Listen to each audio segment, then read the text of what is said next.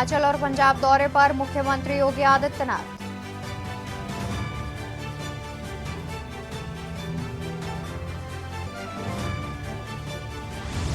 कुशीनगर सोनभद्र के दौरे पर मध्य प्रदेश के मुख्यमंत्री मोहन यादव।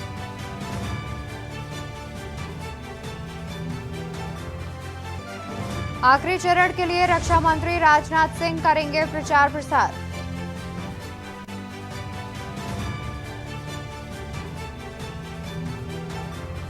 महाराजगंज में सपा सुप्रीमो अखिलेश यादव करेंगे तूफानी प्रचार।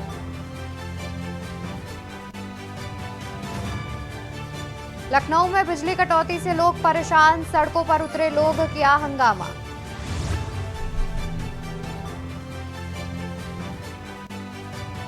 यूपी में गर्मी ने तोड़ा 132 साल का रिकॉर्ड। लगातार बढ़ती गर्मी को लेकर मौसम विभाग ने जारी की चेतावनी।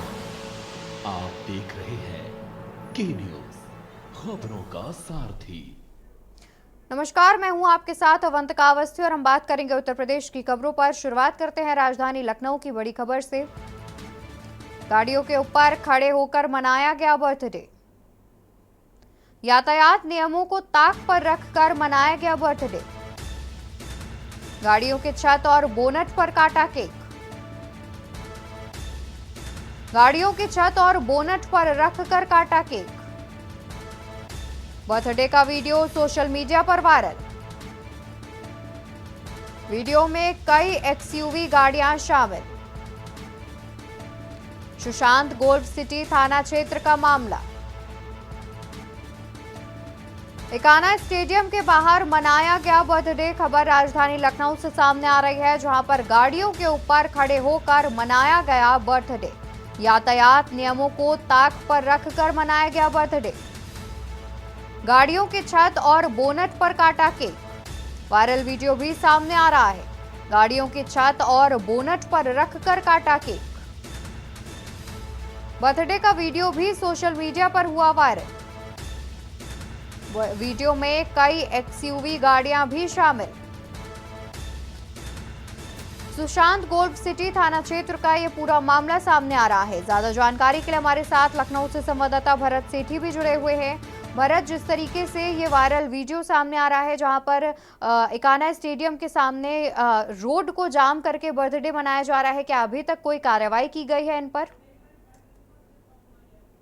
यातायात नियमों को ताक पर रखा गया है। राजधानी लखनऊ के इकाना स्टेडियम के सामने कई लग्जरी गाड़ियां थी, जहां पर जो युवक थे वो बर्थडे सेलिब्रेट कर रहे थे। सबसे बड़ी बात है कि बड़ी संख्या में लग्जरी गाड़ियां थी और उसके ठीक सामने रोड के इस पार डीजीपी ऑफिस है, पुलिस मुख्यालय है, और उसके बावजूद भी इनको युवकों को किसी प्रकार का खौफ नहीं था और गाड़ियों की बोनट पर बैठकर गाड़ियों के ऊपर केक काटा गया। अब सोशल मीडिया पर जब वीडियो ये वायरल हुआ है, उसके बाद पुलिस पूरे मामले का संज्ञान ले रही है। फिलहाल जिस तरीके से डीजीपी ऑफिस से कुछ ही दूरी पर और इकाना स्टेडियम के ठीक सामने इस तरीके के पहले भी कई वाकये हो चुके हैं। कई पहले वाकये होने के बाद तमाम जो वीडियो सोशल मीडिया पर वायरल होते हैं तब पुलिस कार्रवाई करती है, लेकिन ये कहना गलत नहीं होगा कि पुलिस की नाक के नीचे सिग्नेचर बिल्डिंग के ठीक सामने क्या उन लोगों में खौफ नहीं था? या युवक जो है, जो नई पीढ़ी के, वो बेखौफ हो चुकी है, इस तरह की हरकत है वो करते हैं। अब देखना ये होगा कि पुलिस किस तरीके की कार्रवाई करती है उन युवकों की गाड़ी के नंबर के आधार पर। बिल्कुल, क्या अभी तक इन युवकों की पहचान की जा सकी है भरत? देखिए, सोशल मीडिया पर आयुब खान के द्वारा ये वीडियो डाला गया था। अब गाड़ियों के नंबर से अब युवकों की जांच की जा रही है, गाड़ी किसकी है। अब पुलिस का कहना है कि जल्द से जल्द आप पकड़ा जाएगा, लेकिन पुलिस ये कह रही है कि ये वीडियो कब का है और सोशल मीडिया पर अपलोड अब किया गया है, इसकी भी पूरी जांच की जाएगी। बिल्कुल, बहुत शुक्रिया भरत आपका। जुड़े रहिए, हम आगे भी आपसे अपडेट लेते रहेंगे। बता दें कि पूरा मामला लखनऊ से सामने आ रहा है, जहां पर इकाना स्टेडियम के सामने पूरे रोड को जाम करके बर्थडे मनाया गया है। राजधानी लखनऊ में भीषण सड़क हादसे में बाइक सवार की हुई मौत। ट्रक ने बाइक सवार को पीछे से मारी टक्कर। राजधानी लखनऊ में भीषण सड़क हादसे में बाइक सवार की हुई मौत। ट्रक ने बाइक सवार को पीछे से मारी टक्कर। अनियंत्रित होकर बाइक आगे खड़े ट्रक में जा घुसी। अनियंत्रित होकर बाइक आगे खड़े ट्रक में जा घुसी। दो ट्रकों में फंसकर बाइक सवार की मौके पर हुई मौत। हादसे में घायल हुए एक की हालत हुई नाजुक। ज्यादा जानकारी के लिए हमारे साथ संवाददाता भरत सेठी जुड़े हुए हैं। भरत, क्या कुछ है पूरा मामला? देखने को मिला है, एक ट्रक ने बाइक के पीछे से जोरदार टक्कर मारी और बाइक अनियंत्रित होकर दूसरे ट्रक में जा घुसी। इतना ही नहीं, जो एक ट्रक था जिस ट्रक ने टक्कर मारी थी बाइक सवार को, वो भी ट्रक अनियंत्रित होकर पीछे जो ट्रक था उसमें जा घुसा। जो आगे उसके ट्रक था उसी के बीच में बाइक सवार उसकी चपेट में आ गया और बाइक सवार की मौके पर मौत हो गई। एक शख्स और था उसके साथ में जो गंभीर रूप से घायल हुआ है, उसको हॉस्पिटल में उपचार के लिए भेज दिया गया है। जानकारी मिलते ही पुलिस मौके पर पहुंची है और जानकारी ये जुटाई जा रही है कि किस तरीके से ये हादसा हुआ, किसकी लापरवाही पे हुआ। फिलहाल पुलिस पूरे मामले पर जांच कर रही है और शव को कब्जे में लेकर पोस्टमार्टम के लिए भेज दिया गया है। ये पूरा जो मामला है ये बख्शी से तालाब थाना क्षेत्र के अंतर्गत आउटर रिंग रोड का मामला है। जी बिल्कुल, बहुत शुक्रिया भरत आपका। आप जुड़े रहिए, हम आगे भी आपसे अपडेट लेते रहेंगे। तो पूरा मामला सामने आ रहा है जहां पर बाइक सवार को एक ट्रक ने टक्कर मारी, जिसके बाद बाइक सवार ट्रक में जा घुसा और उसके बाद दोनों ट्रक अनियंत्रित होकर आपस में भिड़ गए। इससे बाइक सवार की मौके पर ही मौत हो गई और उसके साथ मौजूद एक शख्स की हालत जो है वो बेहद गंभीर बताई जा रही है। फिलहाल पुलिस पूरे मामले की जांच पड़ताल में जुट गई है। बढ़ते खबरों में आगे बात करते हैं एटा की, जहां पर नहर की पटरी पर मिला महिला और बच्चे का शव। एसएसपी सीओ जलेश्वर भारी पुलिस फोर्स के साथ जांच में जुटे। पुलिस ने मां बेटे के शव को पोस्टमार्टम के लिए भेजा। एसएसपी ने बताया दोनों की जहर देकर हत्या की आशंका। एसएसपी ने दोनों की जहर देकर हत्या की आशंका जताई है। कहीं बाहर से लाकर शव यहां फेंके जाने की आशंका जताई जा रही है। शिनाख्त के बाद ही हत्या के कारणों का चल सकेगा पता। थाना आवागढ़ क्षेत्र के गदरपुर नहर की पटरी का पूरा मामला सामने आ रहा है। तो खबर एटा से, जहां पर नहर की पटरी पर मिला महिला और बच्चे का शव। एसएसपी सीओ जलेसर भारी पुलिस फोर्स के साथ जांच पड़ताल में जुटे। तो वही बता दें कि कैब चालक से मारपीट का मामला सामने आ रहा है, जहां पर मारपीट के मामले की पेश की गई रिपोर्ट। मारपीट के मामले की पेश की गई रिपोर्ट। अंतर्राष्ट्रीय निशानेबाज लाइसेंस होगा निरस्त। अंतर्राष्ट्रीय निशानेबाज लाइसेंस होगा निरस्त। विनोद मिश्रा का सशस्त्र लाइसेंस होगा निरस्त। विनोद मिश्रा का सशस्त्र लाइसेंस होगा निरस्त। पुलिस ने जिला प्रशासन को भेजी रिपोर्ट। कैब चालक को लाइसेंसी पिस्टल की बट से मारने का आरोप। घटना का वीडियो सोशल मीडिया पर हुआ था वायरल। कैब चालक से मारपीट का मामला, खबर राजधानी लखनऊ से हम आपको बता रहे हैं, जहां पर मारपीट के मामले की रिपोर्ट भी पेश की गई है। ज्यादा जानकारी के लिए हमारे साथ संवाददाता भरत सेठी जुड़े हुए हैं। भरत, जिस तरीके से अंतर्राष्ट्रीय निशानेबाज के लाइसेंस निरस्त होने के बाद जानकारी सामने आ रही है, क्योंकि उन्होंने कैब चालक से मारपीट की है, क्या कुछ है पूरा मामला? अभी तक क्या कुछ एक्शन लिया गया है? विनोद मिश्रा है और जो कैब चालक था उनकी वैगनार से इनकी सफारी में टक्कर लग गई थी। उसके बाद जो विनोद मिश्रा है, जो नेशनल शूटर है, उन्होंने कार से उतर के जो कैब चालक है उसको पिस्टल की बट से उसके ऊपर कई बार किए। उसका जो सोशल मीडिया पर वीडियो वायरल हो गया, उसी के आधार पर कुछ ही समय में पुलिस ने विनोद मिश्रा को अरेस्ट कर लिया। फिलहाल अब जो पुलिस ने जिला प्रशासन को रिपोर्ट जो भेजी है उसमें यह जिक्र है कि ये जो पूरा वाकया है वो सही है और अब जिला प्रशासन उनके लाइसेंस को निरस्त करने की प्रक्रिया शुरुआत कर देगा।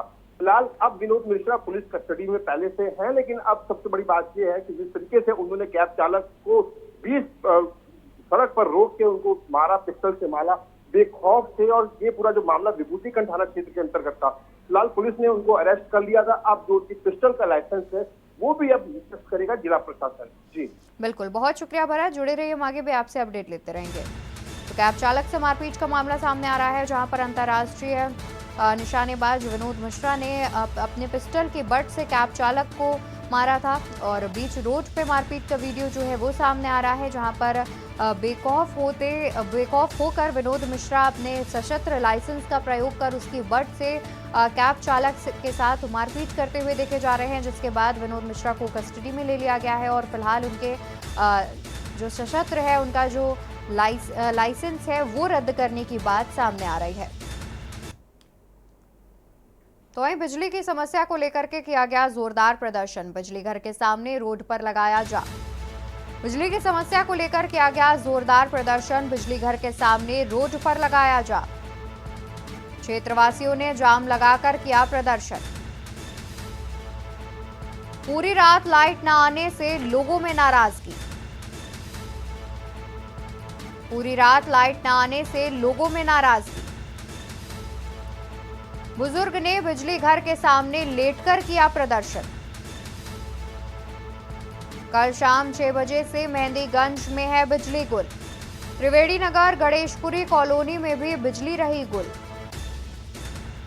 बिजली की समस्या को लेकर जोरदार प्रदर्शन। लगातार बिजली कटौती को लेकर के प्रदर्शन की बात सामने आ रही है, जहां पर कई घंटों की बिजली कटौती को लेकर के आमजन परेशान है और इसको लेकर के आम जनता लगातार रोड पर आकर के धरना प्रदर्शन भी करते हुए नजर आ रही है।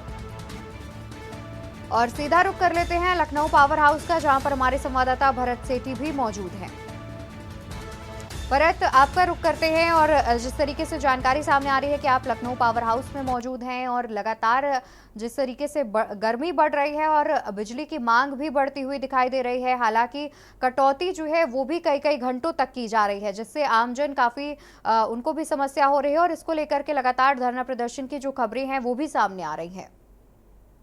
देखिए, बिल्कुल अगर बात करें, गर्मियां आते ही बिजली की जो व्यवस्था है वो पटरी से उतर चुकी है। राजधानी लखनऊ में भी यही हाल है। तमाम जगह राजधानी लखनऊ से बिजली कटौती हो रही है और लोगों का जो गुस्सा है वो साफ तौर पर बिजली घरों पर देखा जा रहा है और सड़कों पर देखा जा रहा है। रात भर बिजली की कटौती होती है और लोग सड़कों पर बाहर आकर अपना जो गुस्सा है वो जाहिर कर रहे हैं कि किस तरीके से लोगों को गर्मी में रहना मुश्किल हो रहा है। मेरी मौजूदगी अभी फिलहाल है गोमती नगर विस्तार के सेक्टर 5 उपखंड पर, जहां पर बिजली को ट्रांसफार्मर को ओवरलोड ना हो, इसको देखते हुए साफ प्रयास किया जा रहा है कि किस तरीके से यहाँ पर जो कूलर है वो लगाए गए हैं और लगातार पानी दिया जा रहा है कि बिजली के जो ट्रांसफार्मर है वो हीट ना हो। आप देख सकते हैं एक शख्स है लगातार बिजली ट्रांसफार्मर के बाहर जो है वो उसको पानी दे रहा है और जो ये कूलर है सोलार वो चल रहा है। ये पानी क्यों आप क्यों दे रहे हैं इसको? ठंडा रखने के लिए तो लगातार कूलर चलता रहता है, लेकिन उसके बाद भी ओवरलोड हीट हो रहा है, तो उसके लिए कुछ आपके अधिकारी लोग कुछ कर लें।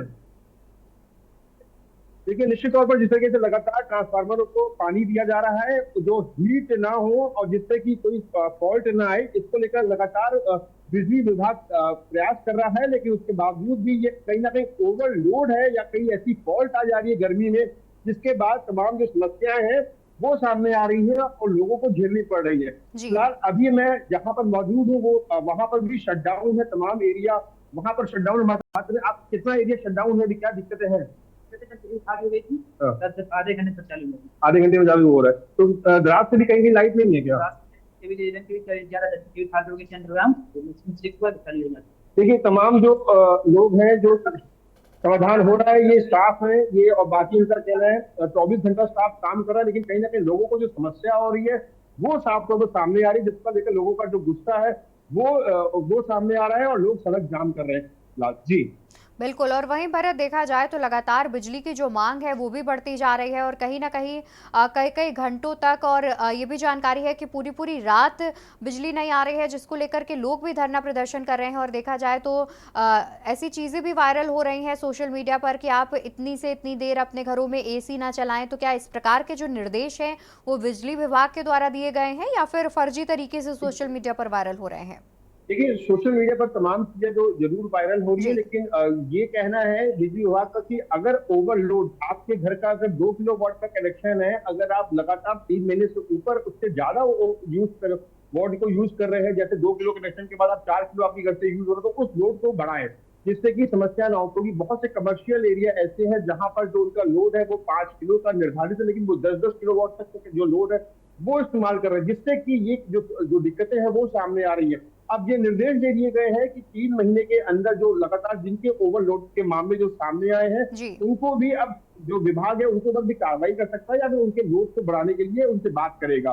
फिलहाल ओवरलोड अगर होगा तो निश्चित तौर पर ऐसी फॉल्ट जो है वो देखने को मिलेगी, क्योंकि एक निर्धारित होता है कि कितने ओवरलोड का कनेक्शन यहाँ पे इस एरिया में है, तो उतने ओवरलोड ही चलाएं और उतना ही लोड चलाएं। लेकिन कहीं ना कहीं ओवरलोड होने के बाद ऐसी समस्याएं आती है, जैसे लाइट फॉल्ट होती है, कनेक्शन में दिक्कतें आती है और ट्रांसफार्मर में दिक्कतें आती है, जिसके बाद लोग अब जो फिर लाइट नहीं मिलने से लोग अपने घरों के बाहर निकलते हैं और ऐसे उग्र प्रदर्शन करते हैं। जी बिल्कुल। और वहीं भरत देखा जाए तो लगातार गर्मी का भी जो अलर्ट है वो भी मौसम विभाग जारी कर रहा है। दूसरी ओर बिजली की जो मांग है वो भी बढ़ती जा रही है, जिसको कहीं ना कहीं अगर पूरा नहीं किया जा रहा है तो लोग धरना प्रदर्शन करते हुए भी देखे जा रहे हैं।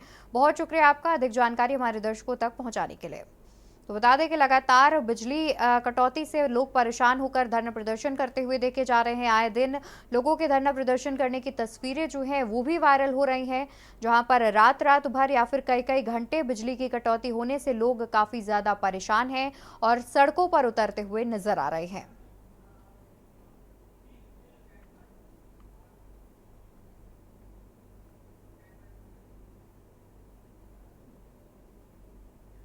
खबर आपको महाराजगंज से बताएंगे, जहां पर अखिलेश यादव का महाराजगंज दौरा आज। निचलौल के किसान डिग्री कॉलेज में 12 बजे करेंगे जनसभा। निचलौल के किसान डिग्री कॉलेज में आज दोपहर 12 बजे करेंगे जनसभा। इंडिया गठबंधन के प्रत्याशी वीरेंद्र चौधरी के पक्ष में करेंगे जनसभा। आखिरी चरण के प्रचार में सपा अध्यक्ष झोंकेंगे ताकत। इंडिया गठबंधन के प्रत्याशी वीरेंद्र चौधरी के पक्ष में जनसभा करेंगे अखिलेश यादव। आखिरी चरण के प्रचार में सपा अध्यक्ष झोंकेंगे ताकत। सपा और कांग्रेस के कार्यकर्ताओं में काफी उत्साह। प्रचार के आखिरी दिन सपा सुप्रीमो झोंकेंगे ताकत। ज्यादा जानकारी के लिए हमारे साथ संवाददाता ब्रजेश गुप्ता भी जुड़े हुए हैं। ब्रजेश, आपका रुख करेंगे। देखा जाए तो आज महाराजगंज पहुंच रहे हैं सपा सुप्रीमो और जनसभा संबोधित करने की बात सामने आ रही है, जो कि इंडिया गठबंधन के पक्ष में की जाएगी। क्या कुछ है जानकारी? सपा के राष्ट्रीय अध्यक्ष अखिलेश यादव करीब 12 बजे पहुंचेंगे निचलौल के उच्चतर माध्यमिक विद्यालय पे, जहां इंडिया गठबंधन के प्रत्याशी वीरेंद्र चौधरी के पक्ष में लोगों को वोट की अपील करेंगे। आपको बता दें कि महाराजगंज में दो चौधरियों के बीच जो है काफी जोरदार टक्कर देखने को मिल रहा है। एक तरफ भारतीय जनता पार्टी के प्रत्याशी पंकज चौधरी हैं, तो दूसरी तरफ इंडिया गठबंधन के प्रत्याशी वीरेंद्र चौधरी हैं। तो दो चौधरियों के बीच जो है काफी दिलचस्प मुकाबला देखने को मिल रहा है। कल ही जो है देश के गृह मंत्री अमित शाह आए थे और अमित शाह ने भी जो है विपक्षियों पे जोरदार हमला बोला था। उन्होंने जो भारतीय जनता पार्टी के कार्य हैं किए गए हैं, तो उसको लेके उन्होंने गिनवाया और भारतीय जनता पार्टी के प्रत्याशी को वोट करने की अपील की। हालांकि जिस जगह जो है सपा के राष्ट्रीय अध्यक्ष अखिलेश यादव आ रहे हैं, वो पिछड़ी क्षेत्र है, वहाँ ज्यादा जो है यादव हैं और पिछड़ी जात के लोग हैं। तो कुल मिला के जो है पिछड़ी जात को साधने के लिए अखिलेश यादव दिन में करीब 12 बजे पहुंचेंगे महाराजगंज और वहीं से जो है जनता से वोट की अपील करेंगे। जी बिल्कुल, यानी कि देखा जाए तो आज आखिरी दिन, चुनाव प्रचार के आखिरी दिन भी सपा सुप्रीमो महाराजगंज पहुंचेंगे और प्रचार प्रसार करते हुए नजर आएंगे। बहुत शुक्रिया ब्रजेश आपका ज्यादा जानकारी हमारे दर्शकों तक पहुंचाने के लिए। तो महाराजगंज से खबर आपको बता रहे थे, जहां पर इंडिया गठबंधन के प्रत्याशी के समर्थन में जनसभा करने पहुंचेंगे सपा सुप्रीमो अखिलेश यादव।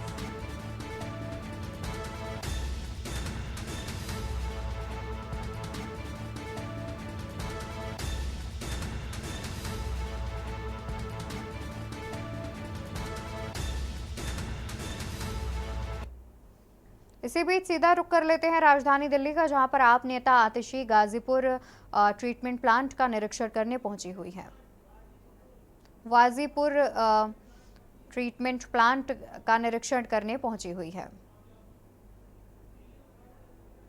बता दें कि दिल्ली में पानी का संकट काफी ज्यादा बढ़ रहा है, जिसको देखते हुए आतिशी ट्रीटमेंट प्लांट का निरीक्षण करने के लिए पहुंची हुई है। और ये तस्वीरें सामने आ रही हैं, जहां पर गाजीपुर प्लांट की ये तस्वीरें सामने आ रही हैं, जहां पर आप नेता आतिशी निरीक्षण करने पहुंची हुई हैं। और आपको बता दें कि आप नेता आतिशी दिल्ली पहुंची हुई थी, जहां पर गाजीपुर ट्रीटमेंट प्लांट का निरीक्षण कर रही थी। बता दें कि दिल्ली में जो जल संकट है वो काफी ज्यादा गहरा गया है। माफ कीजिएगा, वाजिदपुर ट्रीटमेंट प्लांट पहुंची हुई हैं। कौशाम्बी के मोहब्बतपुर पैसा थाना क्षेत्र के एक गांव में किशोर ने पिता की डांट से नाराज होकर मौत को गले लगा लिया। युवक का शव घर के पास एक कुएं से पुलिस ने बरामद किया है। पुलिस ने फायर कर्मियों की मदद से शव को कुएं से बाहर निकाला और जांच में जुट गई।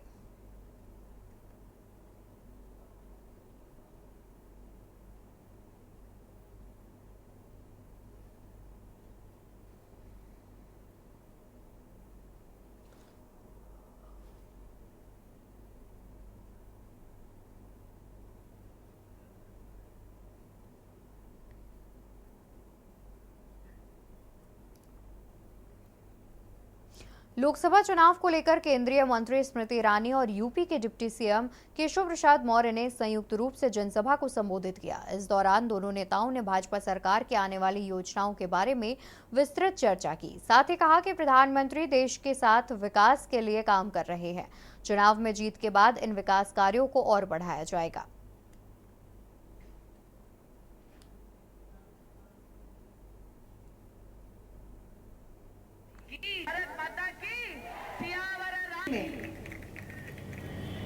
महादेव की नगरी में मैं आज आभार वंदन करने आई हूँ हर उस राष्ट्र भक्त का जिसने एक ऐसा सांसद चुनकर देश की संसद में भेजा। जब दुश्मन देश ने आग दिखाई तो आपके सांसद ने खुली चुनौती को स्वीकार किया। देश की वायु सेना को आदेश दिया। पाकिस्तान में आसमान चीरता हुआ हमारा वायु सैनिक गया और पाकिस्तान में डर इतना कि इज्जत के साथ उसको वापस लौटाया। आज उस अभिनंदन का अभिनंदन देने का देश के नागरिकों को घोष किए, रामलला का भव्य मंदिर बन गया।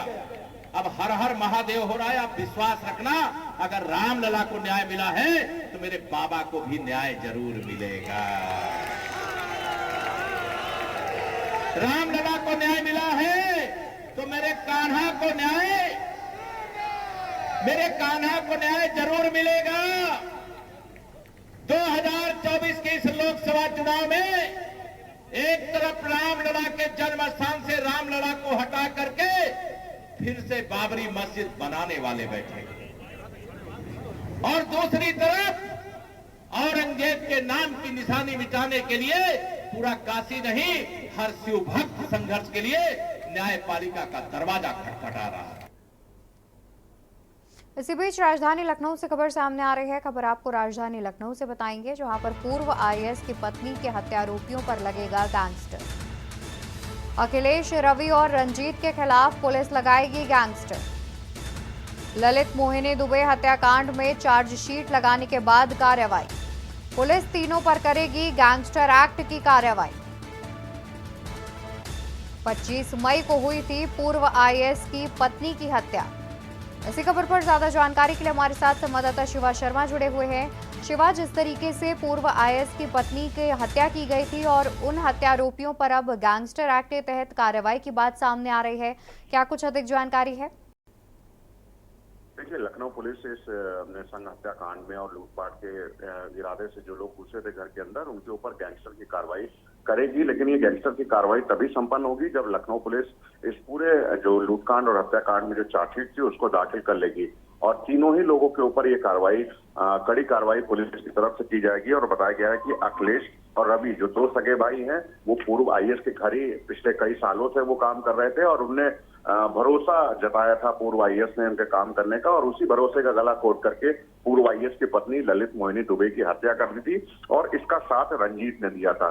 तो तीनों अपने अपने तरीके से इस पूरे हत्याकांड और लूटकांड में शामिल थे और पुलिस ने महज 3 दिन के बाद इस पूरे हत्याकांड का खुलासा करते हुए 3 लोगों को गिरफ्तार कर दिया था। तो अब पहले से तो इनके ऊपर कोई केस नहीं है, लेकिन ये लूट और हत्याकांड का पहला केस, और जब पुलिस ने इनकी गिरफ्तारी के लिए जब जाल बिछाया था तब एक एनकाउंटर हुआ था, उसमें आर्म्स एक्ट का जो केस लगाया। यानी कि तीनों के ऊपर 2 केस के तहत पूरे गैंगस्टर की जो कार्रवाई है वो लखनऊ की गाजीपुर थाने की पुलिस करेगी और जल्दी जो हत्याकांड हुआ है उस मामले में चार्जशीट दाखिल करेगी। बिल्कुल, बहुत शुक्रिया शिवा आपका ज्यादा जानकारी दर्शकों तक पहुंचाने के लिए। तो आपको बता दें कि हत्याकांड में शामिल अभियुक्तों पर पुलिस अब गैंगस्टर की कार्रवाई करेगी और पूर्व आईएएस की पत्नियों के हत्यारोपी पर गैंगस्टर एक्ट के तहत अब पुलिस कार्रवाई करती हुई नजर आएगी। अखिलेश, रवि और रंजीत के खिलाफ पुलिस अब गैंगस्टर एक्ट के तहत कार्रवाई करेगी। ललित मोहिनी दुबे हत्याकांड में चार्जशीट लगाने के बाद ये कार्रवाई की जाएगी।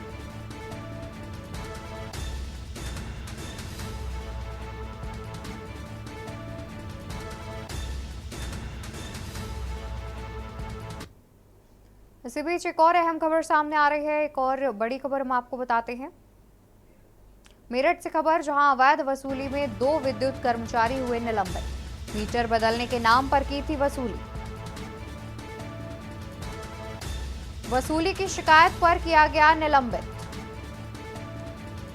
अशुल माहेश्वरी और मनीष निगम पर लगा था आरोप। 4 एक्सीन पर भी की गई थी निलंबन की कार्रवाई से विद्युत विभाग में मचा हड़कंप। और ज्यादा जानकारी के लिए हमारे साथ मेरठ से संवाददाता राजू शर्मा भी जुड़े हुए हैं। राजू, देखा जाए तो जिस तरीके से विद्युत कर्मचारियों पर अवैध वसूली के मामले में कार्रवाई की गई है और उन्हें निलंबित कर दिया गया है, जानकारी ये भी है कि इससे पहले भी इस प्रकार से कार्रवाई की गई थी। हाँ बिल्कुल, देखिए अवंतिका, आपको मैं बता दूं कि मेरठ MDPVNL ईशा दोहन लगातार अधिकारियों पर सख्त कार्रवाई करती हुई नजर आ रही है। कल ही उन्होंने अवैध वसूली के मामले में 2 विद्युत कर्मचारियों को निलंबित किया है। बताया गया है कि दोनों ही कर्मचारी मीटर बदलने के नाम पर अवैध वसूली कर रहे थे।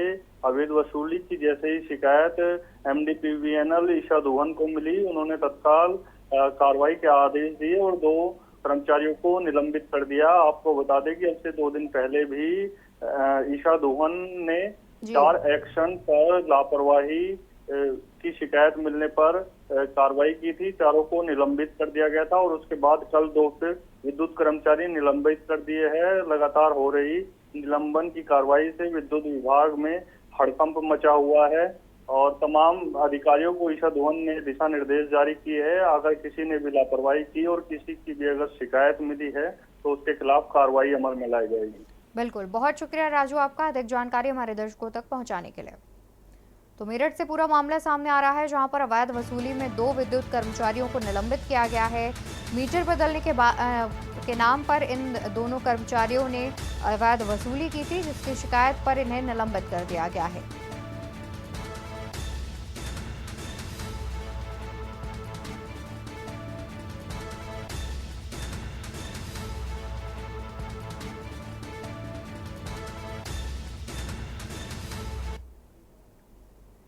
और उत्तर प्रदेश की खबरों में मेरे साथ फिलहाल के लिए बस इतना ही। बाकी खबरों के लिए आप देखते रहिए के न्यूज़ इंडिया। नमस्कार।